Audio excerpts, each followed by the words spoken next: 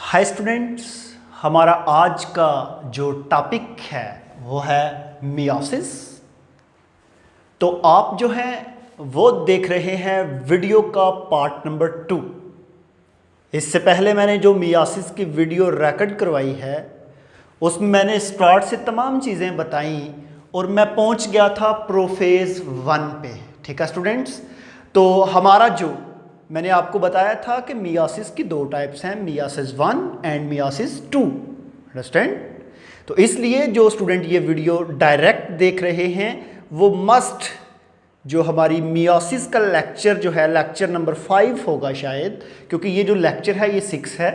Lecture number 5 को ज़रूर देख लें ताकि आपको पूरा कॉन्सेप्ट क्लियर हो, पूरे आपके जो हैं चीज़ों को आप पिक कर सकें। ठीक है जी, मैं स्टार्ट करता हूँ प्रोफेज 1 से। मैंने आपको पहले स्टूडेंट बताया कि जब भी आप प्रोफेज की बात करते हैं मियोसिस की, प्रोफेज 1 की, तो इसमें 5 स्टेजेस हैं: लैप्टोटीन, जाइगोटीन, पैचटीन, डिप्लोटीन एंड डायाकाइनेसिस। ठीक है जी।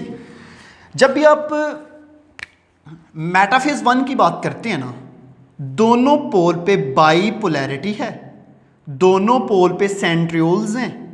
वो सेंट्रियोल 3 तरह के माइक्रोट्यूब्यूल्स रिलीज करते हैं: astral microtubules, spindle microtubules and kinetochore microtubules. देखें जी, ये जो ब्लैक कलर के सेल मेम्ब्रेन के साथ अटैच है ना, इनको हम बोलते हैं एस्ट्रल माइक्रोट्यूब्यूल्स। ये जो है ना, इनको हम बोलते हैं स्पेंडल माइक्रोट्यूब्यूल्स। और ये जो हैं इनको हम बोलते हैं काइनेटोकोर माइक्रोट्यूब्यूल्स। ठीक है। अब ये क्या होगा कि इतना होने के बाद, अटैच होने के बाद, ये जो होमोलोगस क्रोमोसोम है ये इक्वेटोरियल प्लेट पे अरेंज हैं। यहाँ पे मैंने पिछली वीडियो में ये रिलेट किया है कि मेरे पास ये जो माइटोसिस का टॉपिक है ना, इसकी जो मेटाफेज है उसमें तमाम क्रोमोसोम सेंटर में अरेंज हैं, बिल्कुल इक्वेटोरियल प्लेट पे। और एक क्रोमोसोम के सेंटर में जो सेंट्रोमियर है उसके ऊपर 2 स्पेंडल फाइबर अटैच हैं।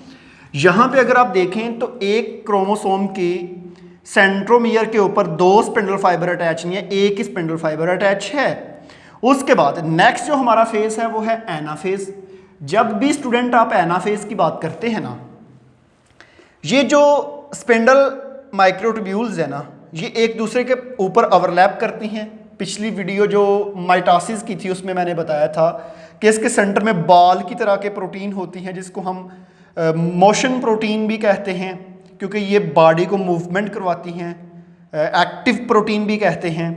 और अगली स्टेज में क्या होगा कि यही जो मेटाफेज सेल की राउंड शेप है ना, ये ज़रा हो जाएगी एलिप्साइडल शेप। साइडों से ये जो स्पेंडल फाइबर और इसके अलावा हमारे पास काइनेटोकोर फाइबर, ये ज़रा थोड़े से कॉन्ट्रैक्ट होंगे। कॉन्ट्रैक्ट होने के बाद क्रोमोसोम जो है ये अपोजिट पोल की तरफ मूव करना स्टार्ट कर देगा। जब ये अपोजिट पोल की तरफ मूव करेगा तो मैंने आपको बताया भी था कि एना का मतलब होता है अपोजिट। ठीक है। अब ये क्रोमोसोम जब अपोजिट पोल पे मूव करेंगे ना, करने के बाद स्टूडेंट, इसके बाद हमारे पास नेक्स्ट टीलोफेज आ जाती है। और टीलो का वर्ड टेल से रिलेट करते हैं हम, और टेल जो होती है वो किसी भी एनिमल्स के लास्ट पे होती है। अब क्या होगा कि जब क्रोमोसोम बिल्कुल अपोजिट पोल पे आ जाएंगे, इनके बाहर दोबारा से मेम्ब्रेन बननी स्टार्ट हो जाएगी।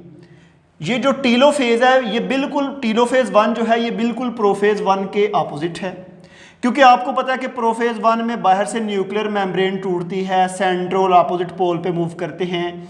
इसमें क्या होता है कि सेंट्रियोल दोबारा अपनी जगह पे आ जाते हैं और बाहर न्यूक्लियर मेम्ब्रेन बनती है, और इसके अंदर न्यूक्लियोलस जो है, न्यूक्लियोलाई जो हैं वो दोबारा रीऑर्गेनाइज हो जाते हैं।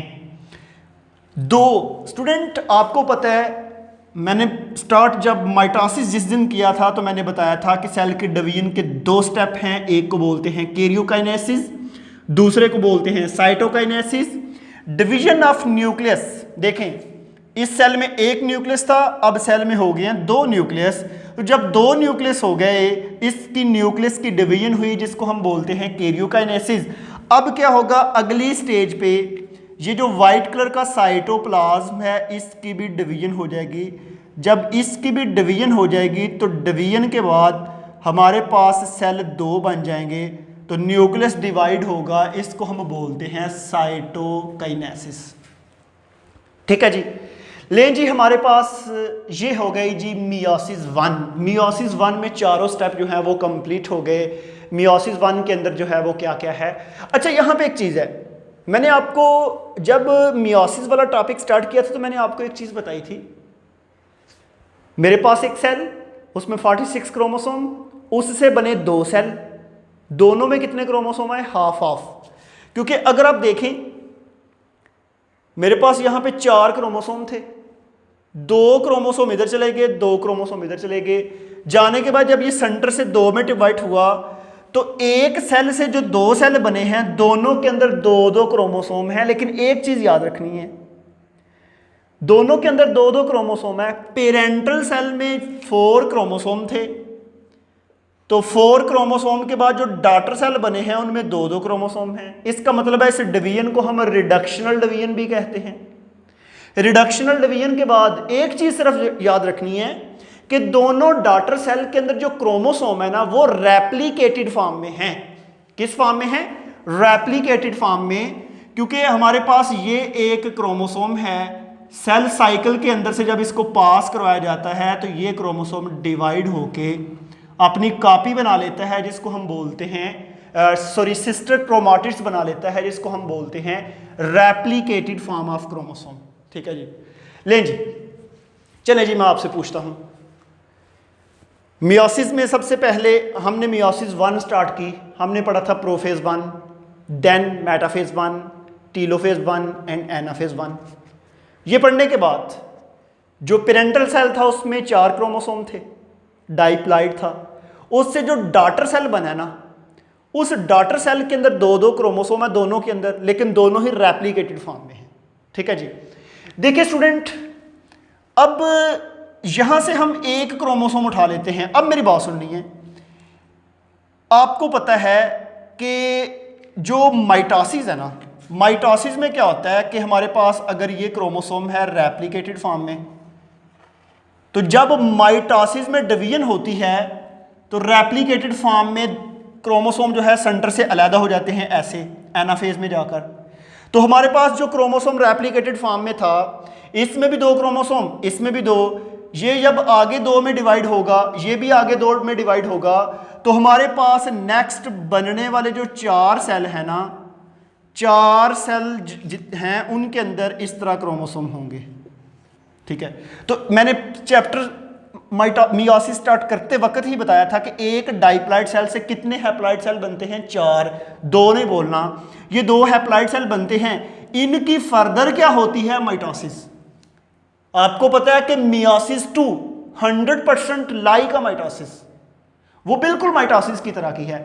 सिर्फ एक चीज याद रखिएगा कि जब हमारे पास यहां पे 2 सेल बन जाते हैं ना, अगर आपने सेल साइकिल का कॉन्सेप्ट पढ़ा था जो इस चैप्टर का पहला हमारा टॉपिक था, माइटोटिक फेज के बाद जब 2 सेल बनते हैं, सेल अगले फेज जी फेज में, एस फेज में, फिर उसके बाद G2 फेज में एंटर होते हैं, फिर दोबारा माइटोटिक में। ये जो 2 सेल है ना, जब ये अगले सेल साइकिल में एंटर होंगे ना, तो ये एस फेज में इनकी रेप्लिकेटेड फॉर्म नहीं बनेगी क्रोमोसोम की, क्योंकि ये ऑलरेडी रेप्लिकेटेड फॉर्म में है। समझ आ रही है? और दूसरे नंबर पे मियोसिस 1 के बाद जो मियोसिस 2 होती है जिसको हम माइटोसिस कहते हैं, मियोसिस 2 और मियोसिस 1 के दरमियान G2 फेज भी मिस होता है, क्योंकि G2 फेज में जो चीज़ें बननी होती हैं वो मियोसिस 1 से पहला जो G2 फेज है उसमें हर चीज़ बन चुकी होती है। ठीक है जी। तो हमारे पास ये छोटा सा एक चीज़ें थी जिसके बारे में मैंने बताया। सिंपल सा बिल्कुल कॉन्सेप्ट है। जिन बच्चों ने ये डायरेक्ट वीडियो देखी है ना, मैं उनको बार बार कह रहा हूँ कि आपने इससे पहले मियोसिस की वीडियो लेक्चर हमारा 5 देखना है, और उसके पहले जो लेक्चर 4 है वो माइटोसिस का, आपने उसको भी देखना है। ठीक है जी। तो फिर आपका सारा ही कॉन्सेप्ट एक चेन के साथ आपको कंप्लीट हो जाएगा जी। इस चैप्टर के अंदर दोनों ही जो टॉपिक है मेन, मियोसिस एंड माइटोसिस, दोनों ही पढ़ ली। जिस दिन मैंने माइटोसिस कंप्लीट करवाई थी ना, मैंने लास्ट में उसकी इंपॉर्टेंस पढ़ाई थी। तो आज फिर हमारे पास जो मियोसिस है, आज इसकी इंपॉर्टेंस पढ़ते हैं कि हमारी बॉडी के अंदर इसकी इंपॉर्टेंस क्या है। तो स्टूडेंट पहली बात है क्रॉसिंग ओवर, ठीक है।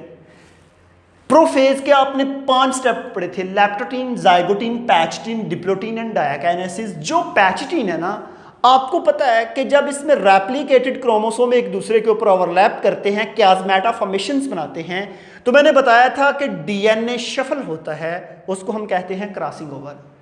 ये बेस्ट हमारे पास जो है मियोसिस के अंदर फंक्शन है कि इसमें क्रॉसिंग ओवर होती है, जिससे वैरायटी आती है। उसके बाद है जी लार्ज नंबर ऑफ रिकॉम्बिनेशंस।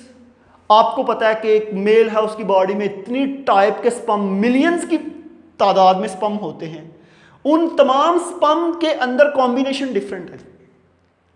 मतलब कि अगर हम 4 स्पर्म की बात कर लें, चारों स्पर्म में कॉम्बिनेशन डिफरेंट होगा। स्पर्म हैप्लॉइड है, उसमें 23 क्रोमोसोम है, हर के ऊपर जीन शफलिंग के बाद उसमें रिकॉम्बिनेशन बेशुमार आ जाएगा, उसमें वैरायटी बहुत ज़्यादा आएगी। मैंने आपको बताया था कि एक पेरेंट्स के अगर 10 बेबी है ना, 10 चिल्ड्रन हैं, तो वो सारे की शेप एक दूसरे से डिफरेंट है, क्योंकि ये सारा मियोसिस का कमाल है। उसके बाद है separation of homologous chromosome in random.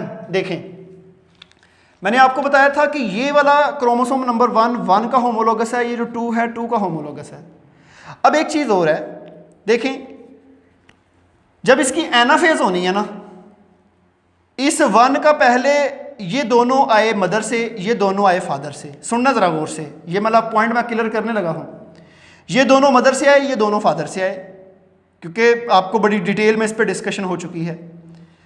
अब जब ये इन्होंने सेपरेट होना है ना, मतलब कि 2 इधर जाने हैं 2 इधर जाने हैं, उसमें ये होगा कि अगर ये इधर जाएगा ना, ठीक है, तो मैं भी अपने साथ ये दूसरा ये वाला ले जाए, और ये जो है ये इसको ले आए। अब देखें, मतलब कि इनकी जो सेपरेशन हुई है ना होमोलोगस क्रोमोसोम की, वो रैंडम हुई है, आज़ाद हुई है। ये नहीं है कि ये 1 है ये 2 है, ये अपने 2 को ही साथ लेके जाएगा, ये 1 इस 2 को भी ले सकता है, ये 1 इस 2 को भी ले सकता है, ताकि वैरायटी बढ़े, रिकॉम्बिनेशंस बढ़े, ठीक है। उसके बाद है वैरायटी ऑफ गैमीट। आपको पता है कि जब शफलिंग होती है डीएनए की, तो वैरायटी ऑफ गैमीट ऑटोमेटिकली आ जाती है। अच्छा, एक चीज़ स्टूडेंट मैं आपसे डिस्कस करता हूं, जो मैंने भी देखी। अब जब भी लेक्चर किसी का सुनते हैं ना मियोसिस पे, तो उसकी इंपॉर्टेंस में बताया जाता है कि मियोसिस में जो शफलिंग होती है वो एवोल्यूशन की बेस है, लेकिन मैं इस पर एग्री नहीं करता। ये एवोल्यूशन की बेस नहीं है, क्योंकि देखें, फॉर एग्जांपल मैं आपको एग्जांपल देता हूं कि मेरे पास ना ये एक जो है आप एक पॉपुलेशन है, इस पॉपुलेशन के अंदर इंसानों की तादाद जो है वो है 25 जो है उसमें बॉयज़ हैं, 25 गर्ल्स हैं। जब उनकी आपस में मैरिज होती हैं, उनके आगे बेबी पैदा होते हैं, इसका मतलब है कि उसमें मियोसिस हुई तो स्पर्म और एग बने।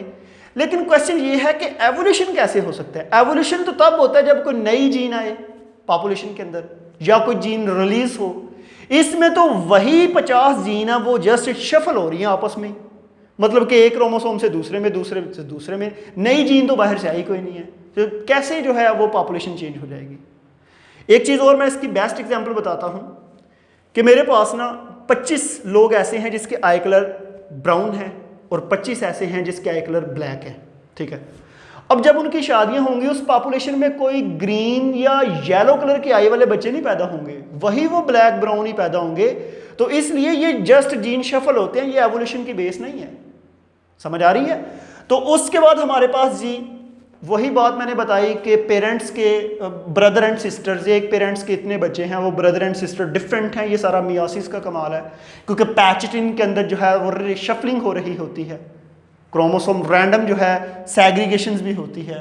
उसके बाद जो है एक और बड़ी अच्छी बात, मेंटेन क्रोमोसोम नंबर।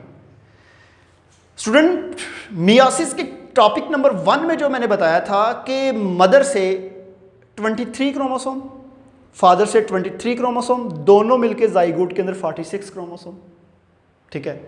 अगर फादर से भी 46 आ जाए, मदर से भी 46 आ जाए, फिर उससे बैलेंस तो नहीं रहेगा।